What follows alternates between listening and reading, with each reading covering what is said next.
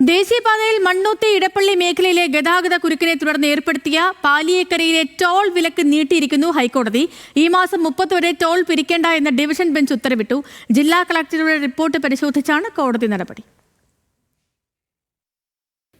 മുരിങ്ങൂരിൽ service road തകർന്നതുപോലെ പലയിടത്തും service റോഡുകളിൽ തകർച്ചയ്ക്ക് സാധ്യതയുണ്ടെന്ന് ജില്ലാ കളക്ടർ അറിയിച്ച പശ്ചാത്തലത്തിലാണ് കോടതി ടോൾ വിലക്ക് നീട്ടിയത്.